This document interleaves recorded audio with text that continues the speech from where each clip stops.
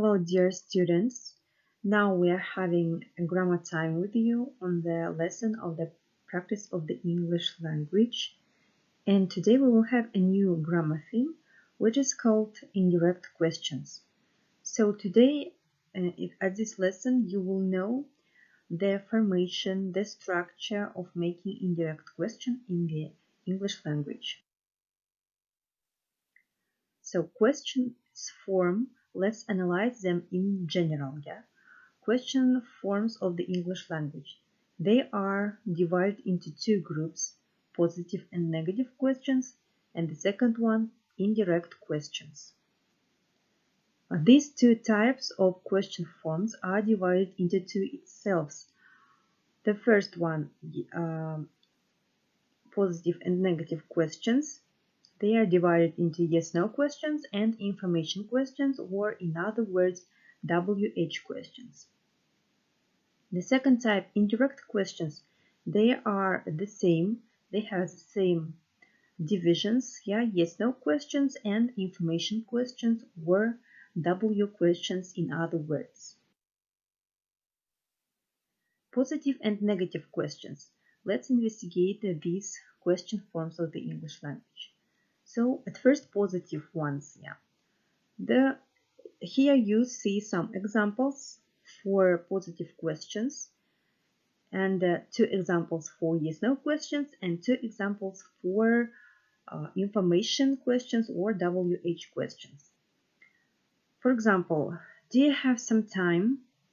Are you a friend of Jake's? And for information questions, what would you like to have for breakfast? Why were you late for school? The difference between these two questions is that when we give the answers, we say only yes-no for yes-no questions. We give such answers. And for information or WH question forms, we will give the answers in concrete ways. Negative question forms. The purpose of using such questions, it is to express surprise, to show our emotions, For yes-no question, for example, don't you have school today? What are you doing at home? Or weren't you at the party last night? Everybody was there. For information questions, for WH, the examples are as follows. Why didn't you tell me about the party? How can the dishwasher work? I've just fixed it. So in order to give these examples of questions, we should feel some emotions and express our surprise. Let's now investigate indirect questions, So for indirect questions, we may give the following characteristics. We use them to be more polite. Then, rather than asking a question directly, we make the question softer and more polite. For example, think about a person who wants to ask the time in the street, Which way sounds more polite?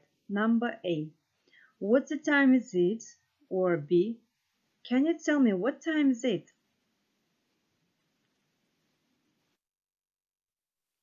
Direct questions. Next, we have a list of phrases which we can use to start an indirect question. For example, can you tell me? I would like to know. Do you know? I wonder. I'm not sure. So in order to express indirect questions, you should start with the given statements. Next, indirect questions are divided into two, as we have mentioned about it before. But first, yes-no questions, Let's consider these type of indirect questions. So yes-no questions do not have a question word like what, how, when, etc. Therefore, we need an extra word to use in order to change a direct question into an indirect question. We can use whether or if. After the question part, we use the sentence order. For example, direct question. Is Mr. Smith available for a meeting now? Sentence order. Mr. Smith is available for a meeting now. An indirect question. Excuse me, do you know if or whether Mr. Smith is available for a meeting now? So you see the difference between direct question and indirect question. As you may feel, indirect question sounds more polite and it attracts the listener's attention. What about information questions or WH questions? The second type, the second form of indirect questions. We use question words when we change a direct question into an indirect question. After the question part, we use a sentence order.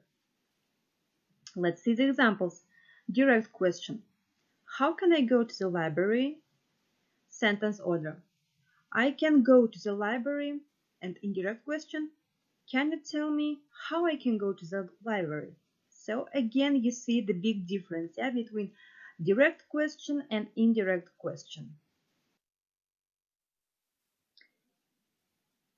Let's continue describing indirect questions. So we do not use the auxiliary verbs in the sentence order in positive form. Direct question, which one do you like? And there are given two variants, Can you tell me which one do you like? Or can you tell me which one you like? So the second variant, can you tell me which one you like, is related to indirect question. Next, for questions with simple past tense, we do not use the auxiliary did, but we use the verbs in past forms.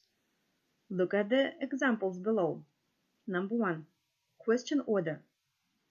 Where did you buy these shoes from? Sentence order, you bought these shoes. And indirect question, can you tell me where you bought these shoes from? You see that we have started the question from can, and we have used the past tense in the middle of the sentence, the past form of the verb buy, bought. Number 2, question order. Did you see Mr. Evans yesterday? Sentence order, you saw Mr. Evans yesterday. And indirect question, can you tell me if you saw Mr. Evans yesterday? When the question word is the subject, let's analyze this situation. Subject of a sentence is the thing or the person which performs an action, as we know. We can find this subject by asking questions to the verb as who and what. For example, I broke the vase. Who? I. An accident happened yesterday. What? An accident. And when a question word is the subject of the question, we use a sentence order. For example, who broke the vase? And here we don't know the subject. And the next incorrect variant, who did break the vase? The next example, what happened yesterday? So here we don't know about the event. And the next incorrect question form will be sounded like that. What did happen yesterday?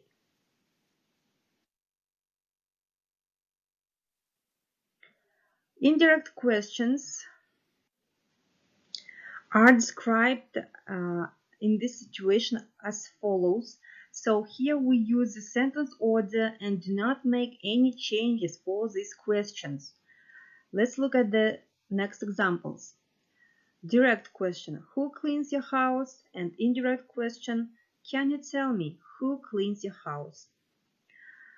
The second example, direct question, what happened yesterday? And indirect question, can you tell me what happened yesterday? And so we will make the conclusion of our today's grammar theme, indirect questions. Don't forget about the phrases, when you use the indirect question forms. You should learn them by heart, and in order to be more polite, in order to show your emotions, to show your surprise sometimes, you are to use indirect question forms. If you have any questions, students, please contact me. And for homework, you will take making the sentences, the questions for indirect question forms. Thank you for your attention. Goodbye.